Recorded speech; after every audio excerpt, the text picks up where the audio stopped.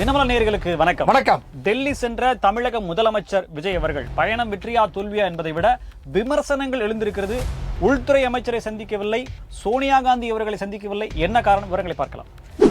சோனியா ராகுல் சந்திப்பு ரத்து செய்த காரணம் என்ன என்று கிறிஸ்டோபர் திலக் சொல்லியிருக்கிறார். பல்வேறு விஷயங்களை முன்வைத்திருக்கிறார். அது மட்டுமல்ல, விரைவில் ரெண்டு பேரும் சந்திப்பான்னு சொல்லியிருப்பார். என்னன்னு பார்ப்பாங்க நம்ம. அதிமுக சட்டமன்ற உறுப்பினர்கள் அதிமுகவிலிருந்து விலகி தாவேகாவில் இணைந்திருப்பதில் ஏதேனும் குற்ற சம்பவங்கள் அல்லது சட்ட ரீதியிலான பிரச்சனைகள் வருமா என்று ஆராயப்பட்டுக் கொண்டிருக்கும் நிலையில் இதை சிபிஐ விசாரிக்க வேண்டும். சோஃபா செட்டுகள், ஸ்வீட் பாக்ஸ்கள் என்று சொல்லப்படும் நிலையில் சிபிஐ விசாரிக்க வேண்டும் என்று கூறியிருக்கிறார் தனபால். விவரங்களை பார்க்கலாம். என்னை பற்றி தவறான செய்திகளை குற்றவாளிகள் சமூக வலைதளங்களை பரப்பியிருக்காங்க, எனக்கும் அதுக்கும் சம்பந்தம் கிடையாது அப்படின்னு லஞ்ச ஒழிப்புத்துறை இயக்குனர் சொல்லியிருக்காருங்க. அருண் அவர்கள் சொல்லியிருக்காருங்க. இது எந்த வகையில் உண்மைன்ட்டு ஜட்ஜஸ் கேட்டதுக்கு அதுக்கும் பதில் சொல்லியிருக்காரு. என்னென்ற விவரத்தை பார்ப்போங்க. நீர்வளத்துறை அமைச்சர் ஆனந்த் அவர்கள் ஊழல் செய்தால், கையூட்டு பெற்றால் உடனே உங்கள் பதவி பறிக்கப்படும் என்று எச்சரிக்கை விடுத்திருக்கிறார். தன்னுடைய தந்தையை அரசு மருத்துவமனையில் சிகிச்சைக்காக அனுமதித்திருக்கிறார் அமைச்சர் மதன் ராஜா. ஐயோ, என்ன மாற்றம்? விவரங்களை பார்க்கலாம். பரந்தூர் விமான நிலைய வேலைகள் நிறுத்தி வைக்கப்பட்டிருக்கிறது. அங்க தொழில் பூங்கா தொடங்கலாம் என்று ஆலோசனை நடைபெறுகிறது. அது மட்டும் இல்லைங்க, கிளாம்பாக்கத்துல அமைச்சரை சார மாதிரியா கேள்வி கேட்டிருக்காரு. இது கோட் படமா, அந்த டிராபிக் போலீஸ் மாதிரி பதில் சொல்லிட்டு இருக்கீங்க என்ற விமர்சனங்களும் முன்வைக்கப்படுகிறது. இதை பத்தி தான் இன்னைக்கு நாம் பார்க்க போறோம். இது சைட்லைன்ஸ்.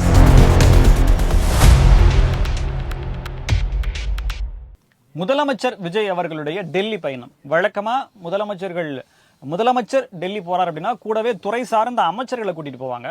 இவர் எந்த அமைச்சரையுமே கூட்டிட்டு போல, தனியா போயிருக்காருன்றப்போ ஆந்திராவை சேர்ந்த ஒரு மிக முக்கியமான தொழிலதிபர் சென்றிருக்கிறார். இவர் எதற்கு சென்றார் அப்படின்னு சொல்லிட்டு பத்திரிகையாளர், மூத்த பத்திரிகையாளர் தராசு ஷியாம் அவர்கள் ஒரு கேள்வி எழுப்பியிருக்காங்க. இன்னொரு பத்திரிகையாளர், அவர் பாத்தீங்கன்னா நக்கீரன் பிரகாஷ், பேரை சொல்லலாமான்றது தெரியல, பட் வேறமான பேர், அதனால யோசிக்க வேண்டியிருக்கு. அவர் 50 கோடி ரூபாய் செலவுங்க. 1 மணி நேரத்துக்கு டெல்லி ஏர்போர்ட்ல விமானம் நிறுத்தி வைக்கிறதுக்கு அந்த என்னது பார்க்கிங் சார்ஜ் 2.5 லட்சம் ரூபாங்க 1 மணி நேரத்துக்கு அப்படின்ற மாதிரி சொல்லி, பைக் சார்ஜே நீங்க போயிட்டு இதுல போய் நிறுத்தினீங்க வைங்க, பெரிய பெரிய தேட்டர்ஸ் மால்ல போய் தேட்டர் 2 மணி நேரம் 150 ரூபா 200 ரூபா போடுறாங்க. பாக்காதாங்க உங்களுக்கு 50 கோடி ரூபாய் செலவாயிருக்கு அப்படின்றாங்க. கடந்த முறை முதலமைச்சராக இருந்தபோது அப்போதைய முதலமைச்சர் திமுக தலைவர் ஸ்டாலின் அவர்கள் ரயில் எல்லாம் போனார். ரயில்ல போயிட்டு பொது போக்குவரத்தை பயன்படுத்தி, மெட்ரோவை பயன்படுத்தி தான் போனார். இவர் எதுக்கு படாடபமா தனி விமானத்துல போறாரு அப்படின்னு சொல்லி அவர் கேள்வி கேட்கிறாங்க. ஃபேன்ஸ் பிரச்சனை இருக்குங்க. என்னங்க, நீங்க சாதாரணமா போனாலே ஒரு லட்சக்கணக்கான பேர் கூடுறாங்க ரோட் ஷோ போகும்போது. இதுல இன்னொரு விஷயம் பாத்தீங்கன்னா, முன்னாள் முதலமைச்சருக்கு பேங்க் அக்கௌண்ட்ல 10,000 ரூபாய் தான் இருந்தது. ஆமா, செலவழிக்கிறதுக்கு காசு இல்லாத கொடைக்கானல கடன் வாங்கி தான் போயிட்டு வந்தாரு. இல்லையா, பாவம். இப்பதான் அது சட்டமன்ற உறுப்பினர் இருந்தா கூட சம்பளம் வாங்கி போடலாம், அது முடியல. கஷ்டம் தான் பாவம். இன்னொரு வேற இல்ல, கூட அந்த ரூட் தலையா, அவர் வேற ரூட் மாஃபியா ஜெகதீஸ்வரனா, அவர் வேற கூட போயிருக்காரு. அவர் ஏன்பா கூட அந்த ஃப்ரேம்ல இருந்த போட்டோவை மட்டும் போட்டுருக்காங்க. அவர் மட்டும் ஏன் போனாரு அப்படின்னு கேள்வி கேக்குறாங்க. அப்புறம் பாத்தீங்கன்னா, அமித்ஷா உள்துறை அமைச்சர் அவர்களை சந்திக்கல, நேரம் ஒதுக்கல, பர்பசிவா இவரை ஒதுக்கி இருக்காங்க. அதே நேரத்துல பாத்தீங்கன்னா கேரள முதலமைச்சர் சதீசனை சந்தித்து இருக்கிறார். அப்ப இவரை மட்டும் ஏன் சந்திக்கல? இத்தனைக்கும் அவரு என்ன கட்சி, இவரு என்ன கட்சி? இன்னொரு கார்டு ஒண்ணு பாத்தீங்களா, அதை நீங்க பாத்தீங்களா தெரியல, பேஸ்புக்ல எல்லாம் போட்டிருந்தாங்க. அமித்ஷாவை சந்திக்க நேரம் ஒதுக்கினார் விஜய்னு போட்டாங்க. என்னன்னா விஜய் ஒதுக்குறாருங்க நேரம் அமித்ஷாவை சந்திக்கன்ட்டு. அது என்னன்னா பிரபல டிவியோட கார்டுல வேற போட்டாங்க. கழுவி ஊத்தினாங்க. ஏப்பா இந்த டிவி நீ இப்படி பண்ணலாமா, இப்படி பண்ணலாமான்னு திட்டுறாங்க. சோ இது மாதிரி கார்டெல்லாம் வருது, பார்த்துதான் யோசிச்சு பார்க்கணும் போடுறாங்க. அந்த வாரியார்ஸுடைய வார் ரூம் பாத்தீங்களா, அவர் அமைச்சர் ஆதவர்ஜனா என்டர் ஆகிறோம். அப்படியே எல்லாரும் அப்படியே உணர்ச்சி பெருகுல அப்படியே போய், எவ்வளவு பெரிய ஆபீஸுங்க, எவ்வளவு பேர் வேலை செய்யறாங்க, வாய்ஸ் ஆஃப் காமன் எவ்வளவு வேலை பார்த்திருக்காங்க அப்படின்றதெல்லாம் சொல்லப்படுது. ஆனா அதுக்கு நிகரா திமுகவும் வேலை பார்த்துச்சு அப்படிங்கறத மாற்றிருக்காங்க. கடைசி நேரத்துல வாக்குப்பதிவு அன்னைக்கு கூட அல்டிமேட் ஸ்டார் அஜித் அவர்களை வச்சு ஒரு பொருளை கிளப்பிட்டாங்க. இந்த அளவுக்கு எக்ஸிட் போல்லே பொருளை கிளப்பி விட்டாங்க, நாங்க தான் ஜெயிப்போம்ட்டு அப்படின்ற மாதிரி சொன்னாங்க. சோ 2 பேருமே சலைத்தவர்கள். இருந்தாலும் டெல்லிக்கு போய் மரபு ரீதியான சந்திப்பு, ஒரு செய்தியாளர்களை சந்திப்பது அப்படிங்கிறது ஒட்டுமொத்த இந்தியாவுக்கும் தமிழ்நாட்டுக்கான ஸ்திரத்தன்மையும், இன்னும் தமிழ்நாட்டுக்கான மரியாதையும் உயர்த்தும் அப்படின்ற நிலையில சந்திக்கல. ஜெயலலிதா சந்திப்பாங்களாம், சந்திச்சு பேசிட்டு போவாங்க. ஹிந்தி இங்கிலீஷ் தெரியும், அவங்க ஃப்ளூயன்சி என்ன, இவர் கொண்டு போன டயலாகாவது பேசி வந்துருக்காங்க. ப்ரிப்பேர் பண்ணி போயிருக்கலாம். பட் என்னன்னு கவலைப்படாது, 2 நாள் எக்ஸிட் பதிவில் வருங்க பதில் எல்லாமே, அதை படிச்சுக்கோங்க நீங்க எல்லாம். சரி, அந்த மாதிரி எல்லாம் நிறைய குற்றச்சாட்டுகள் முன்வைக்கப்படுது. ஒரு மரபு ரீதியா ஒரு முதலமைச்சர் பதவியேற்ற பிறகு வர்றாரு, அவரை பிரதமர் பார்க்கணும் அப்படின்ற ரீதியில பாத்துருக்காங்க. 1 to 1 ஒரு 10 நிமிஷம் பேசிருக்காங்களாமா. பொதுவா 2 நிமிஷம் சால்வ போடுதுங்க. 2 நிமிஷம் தம்பி டீ சாப்பிடுறீங்களா, அவரு திருப்பி கொடுப்பார்ல, சார் போடுவாரு, பொக்கே தருவாரு. அது ஒரு 6 நிமிஷம் ஆயிடும். டீ சாப்பிடுறது ஒரு 6 நிமிஷம், உட்காரு 2 நிமிஷம், இவரு அவ்வளவுதான் முடிஞ்சு போச்சு. இதுல என்ன 10 நிமிஷம் 10 நிமிஷம் பேசினார் தெரியுமா அப்படின்னு சொல்லி இத்த நிறைய போட வேண்டியதுதான். இதுல என்ன சொல்றாங்க அப்படின்னா, பிரதமர் நரேந்திர மோடி அவர்கள் எப்பயுமே அவரை சந்திச்சவர்கள் எல்லாம் நீங்க போய் கேட்டு பாருங்க, அவர் வந்து எடை போடுவாரு. இவர் யாரு, இவர் எப்படிப்பட்டவர், இவருடைய நிலைப்பாடு என்ன, இவர் எதுக்கெல்லாம் ஒத்து வருவாருன்ற மாதிரி ஓப்பன் டு ஓப்பன், அதாவது டிரான்ஸ்லேட்டர் மட்டும் வச்சுக்கிட்டு 1 to 1 வந்து அவங்க பேசுவாரு. ஸோ அப்படி பார்த்ததுல இதெல்லாம் வேஸ்ட் பீஸ் அப்படின்ற மாதிரி ஏதோ அண்டர் ஜட்ஜ்மெண்ட் பண்ணாங்கன்னு தெரியல. அது கரெக்டுங்க.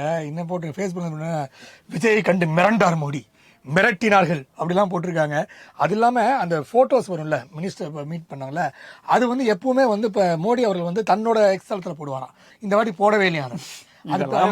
ஆமா, பிஎம்ஓ தான் போட்டிருக்காங்களா, இது மாதிரி சந்திச்சாரு அப்படின்னு போட்டிருக்காங்க. இவர் போடவே இல்லையாங்க. அதை மிரண்டுட்டான்னு சொல்றீங்களா? இது வந்து அமெரிக்க அதிபருக்கும் ரஷ்ய அதிபருக்கும் தெரியாம பாத்துங்க. அவர் ரெண்டையும் ஹேண்டில் பண்றவரு தமிழ்நாட்டினுடைய முதலமைச்சரை பார்த்து மிரண்டுட்டாரு அப்படிங்கறத அவங்களுக்கு தெரியாம பாத்துருக்காங்க. டெல்லியில அமித்ஷாவை வந்து சந்திக்கலை, அது ஒரு பக்கம் போனாலும் அவர் சொல்லிட்டாரா, நிறைய அலுவல் இருக்குதுங்க தம்பி, அப்புறம் வர சொல்லுங்க, வெயிலா இருக்கு, கொஞ்சம் அப்புறம் வர சொல்லுங்க தம்பி அப்படின்ட்டாங்களாம். அதுக்கப்புறம் சரி அவரை போல நிர்மலா சீதாராமனை சந்திச்சு வழக்கம் போல ஜிஎஸ்டி, அந்த எஸ்டி இந்த எஸ்டி சரி பண்ணுங்க அப்படின்னு வழக்கம் போல ஒரு ஃபைலை கொண்டு போய் கொடுத்துட்டு வந்தாரு.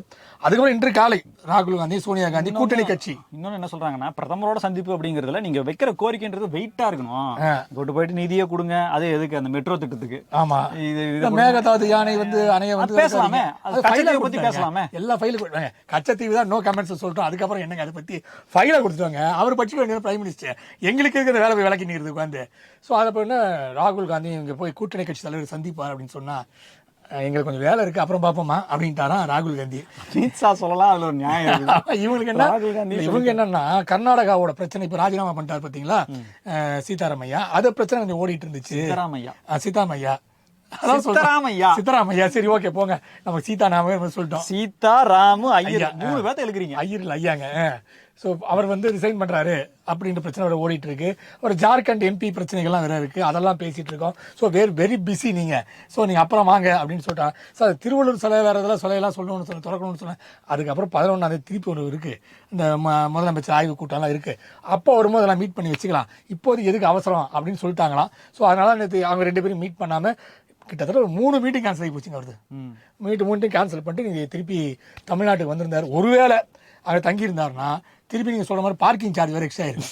அந்த பார்க்கிங் சார்ஜ் வேற அவர் எக்ஸ்ட்ரா கட்ட வேண்டியிருக்கும். அந்த கட்டுறாரு தமிழ்நாடு கவர்மெண்ட் தானே கட்டுது. அது கூட சிக்கனப்படுத்திருக்காரு, அதை யோசிங்க. சிக்கனத்தை படுத்திருக்கிற நீங்க அதை பத்தி யோசிக்கவே மாட்டீங்க. அதை சிக்கனப்படுத்திருக்காரு. ஏன்னா மோடி சொல்லியிருக்காரு இல்லையா, பிரதமர் சொல்லியிருக்காரு இல்லையா, அந்த வகையில் சிக்கனப்படுத்திருக்காரு தமிழ்நாட்டோட மிகப்பெரிய தொகையை. அதன் மூலமாக கேன்சல் பண்ணி வந்துட்டாரு அவர்.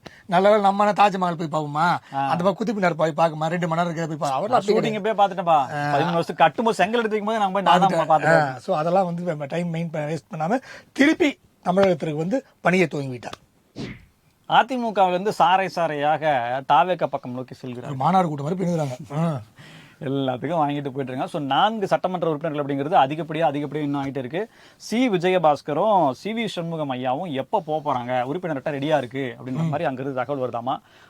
லாமினேட்லாம் பண்ணி ரெடி பண்ணிட்டாங்களா, அதை பண்ணி வச்சிருக்காங்களாமா. இல்ல நீங்க யோசிச்சு பாருங்க, அந்த மரகதம் குமரவேலும் திலகபாமாவும் ஜெயராஜா பெனிக்ஸ் ஓகே ஏதோ விடுங்க 4 பேர் ஒருத்தர் அவரு போனாங்கல்ல மேலதாங்க அவரு.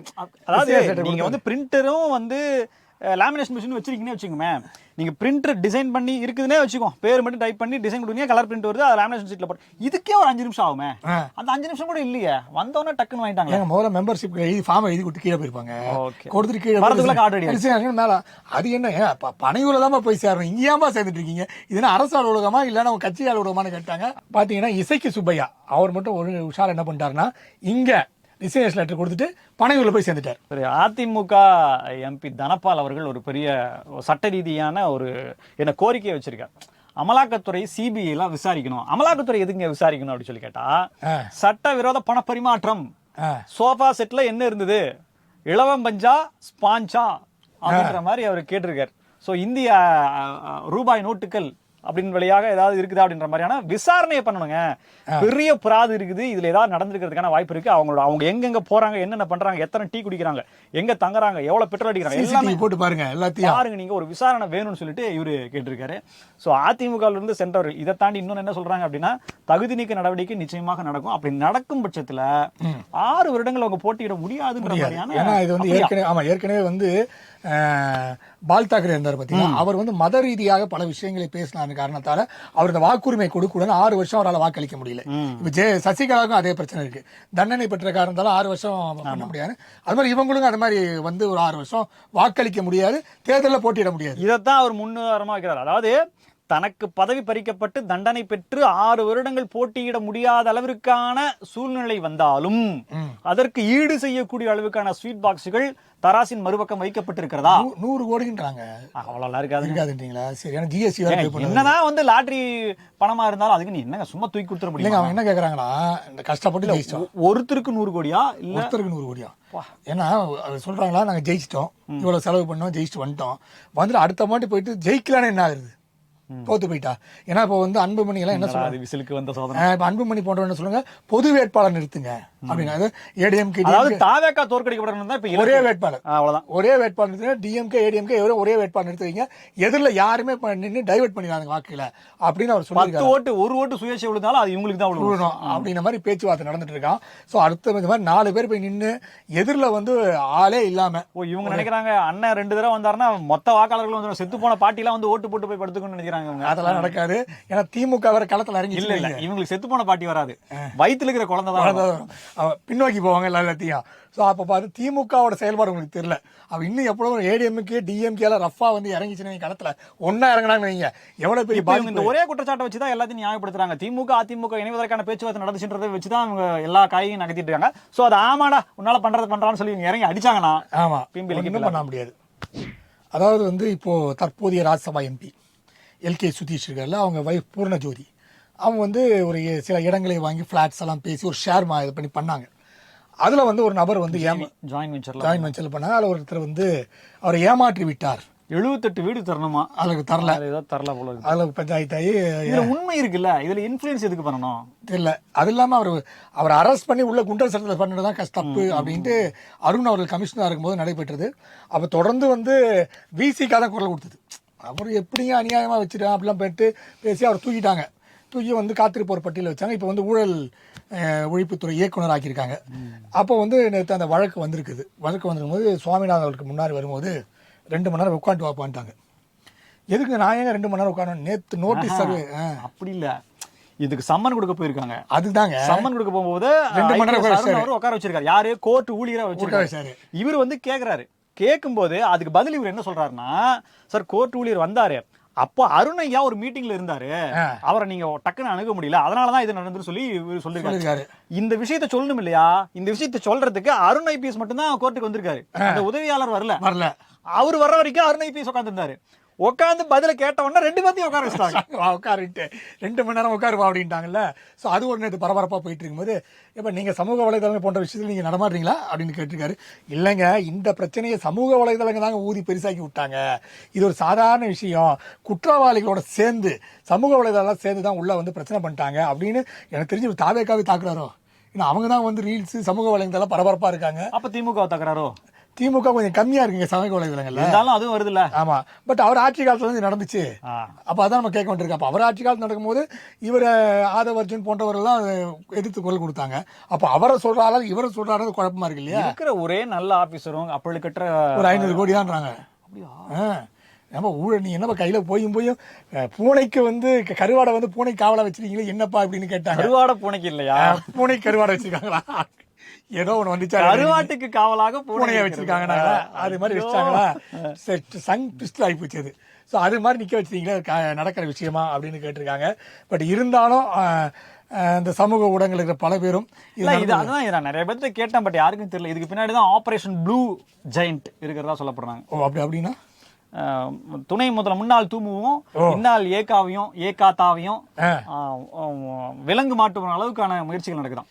இவ்வளவு குழப்பத்துல கிசுகிசுவே இல்லை இல்ல இது பாருங்களேன், இவ்வளவு வட்டாரத்தனமா தெரிஞ்ச பிறகு இது எப்படா நடக்கும் அப்படின்ற மாதிரி தெரியுது, எல்லாருக்கும் தெரிஞ்சு போச்சு. ஆனா பாருங்க அந்த ஆபரேஷன் ப்ளூ ஜெயண்ட் அப்படிங்கிறது கொஞ்சம் நல்லா இருக்குது. ஆமா, ஏன்னா ஏற்கனவே ப்ளூ ஸ்டார் ஆபரேஷன் ப்ளூ ஸ்டார்னு ஒன்று தெரியுமில்ல உங்களுக்கு?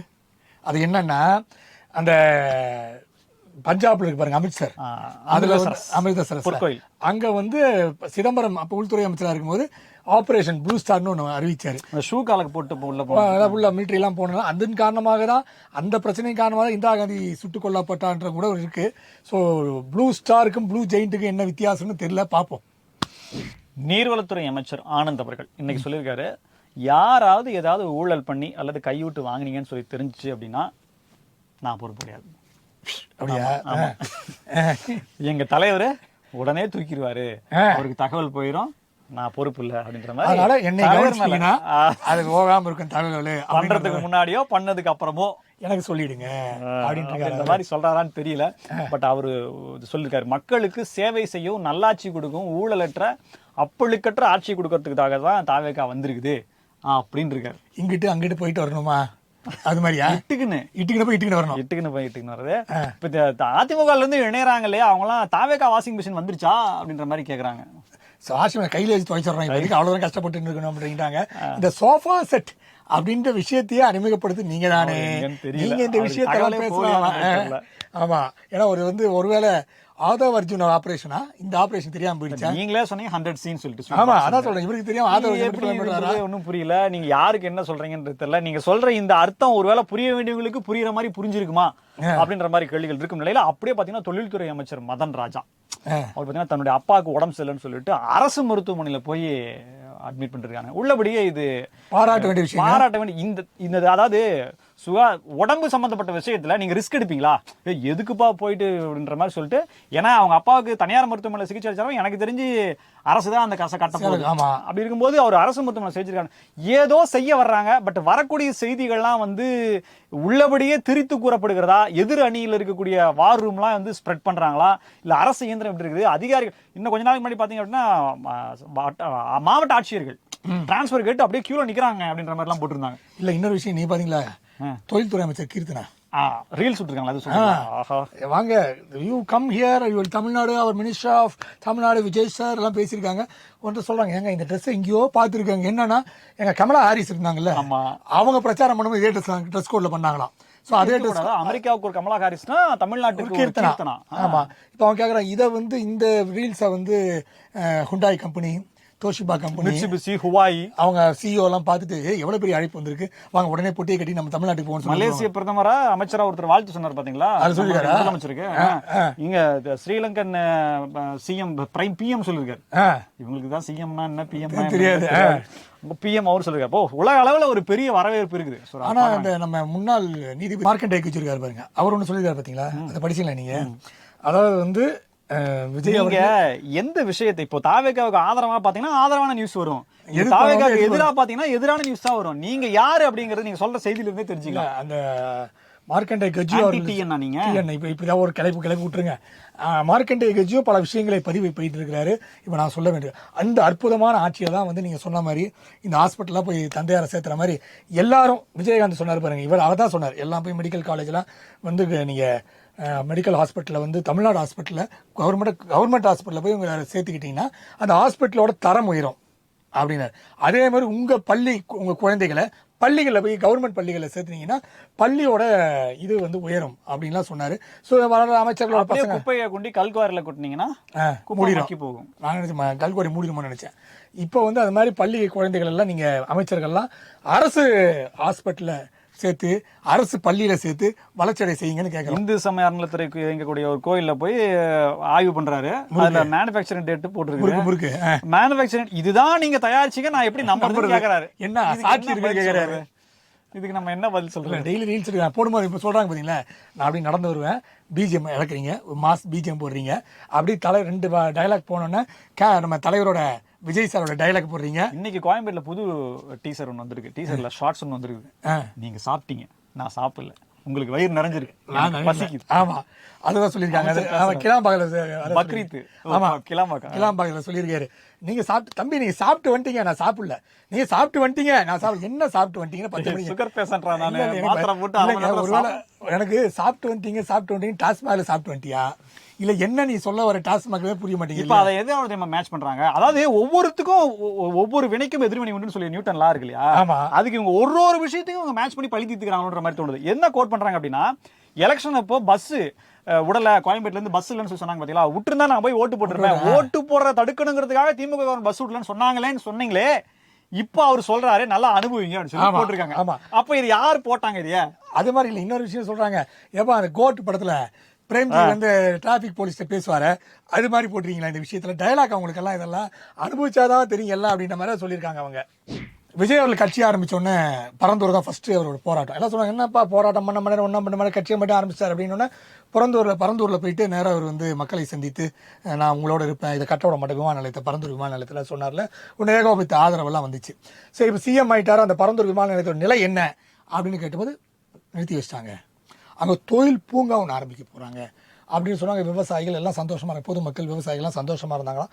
ஆனால் முதலீட்டாளர்கள், தொழிலதிபர்கள் போன்றவங்க ரொம்ப வருத்தமா இருக்காங்களாம். ஏன்னா பெரிய லெவலில் வந்து நாங்கள் முதலீடு செய்யலாம்னு நினைச்சோம், எல்லாம் பண்ணலாம்னு நினைச்சோம், இது நீங்கள் பாட்டு நிறுத்திட்டீங்க, இப்போ நாங்கள் என்ன பண்ணுறது ஏது பண்ணுறதுன்னு தெரியல அப்படின்னு சொல்லும்போது, ஏங்க நாங்கள் தான் தொழில் பாட்டி ஆரம்பிக்க போகிறோமே, அங்கே நீங்கள் முதலீடு செய்யுங்க, அங்கே நீங்கள் தொழில் ஆரம்பிங்க அப்படின்ற விஷயத்தை நீ பேசி வச்சிருக்காங்களாங்க.